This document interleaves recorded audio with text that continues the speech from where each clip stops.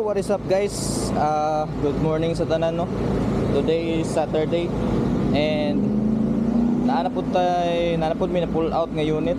Kami na embargo nga unit.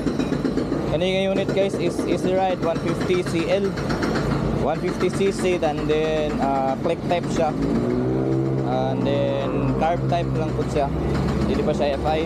Although naana may FI version ani pero kani siya muna siya ang old nga version. Carb pa siya. So mo to guys, every time nga nami unit nga ma-pull out, so kailangan na mo na siya isulod sa system, and then kailangan na mo i-record ang mga parts, unsay mga parts nga naa pa, unsay parts nga wala na diha, o unsay parts nga mga guba na apan pag-uli o pag-pull out sa unit.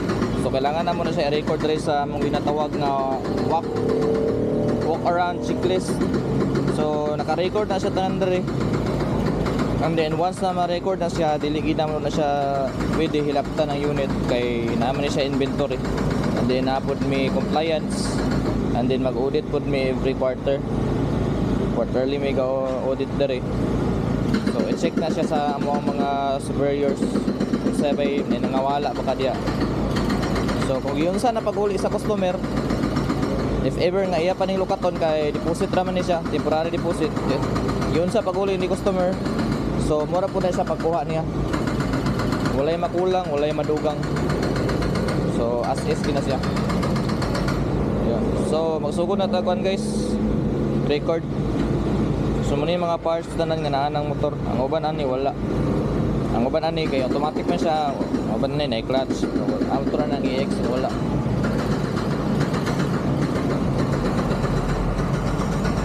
Right, to start na guys. First, ato sang i-check ang unit. Balang yabi din.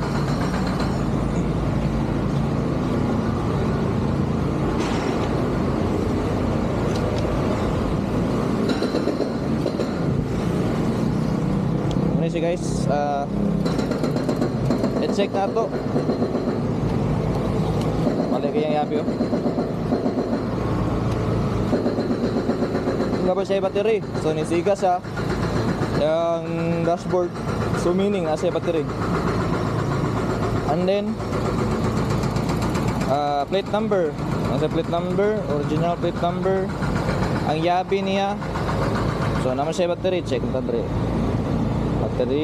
check, plate number, check, case, ato na siya yung X pins damage, check.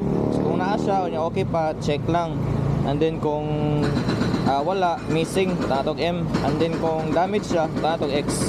Damage man ng yabi, so X na siya. And then ato na po tag remarks niya nga naputol. And then side mirror, so wala siya side mirror, so missing. Ang tool set po niya missing. So right, time lapse, let's go.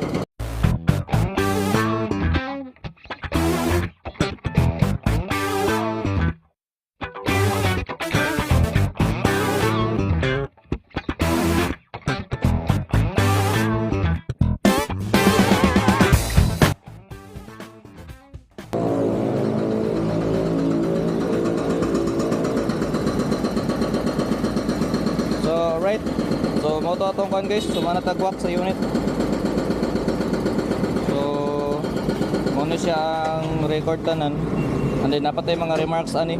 Atong remarks ani kanang iyang mga scratches, remarks ato na. And then kani bawog na ni. And then ang iya pong ball race ani kailangan na ilisan. And then ang kwan siyang bangko ani mabuslot na. Ato ra na ibutang sa remarks. Yon. So far in running condition pa man nga unit. Running condition na siya. Wala lang masingi, wala gyati man sa customer. So mahalin pa ni siya.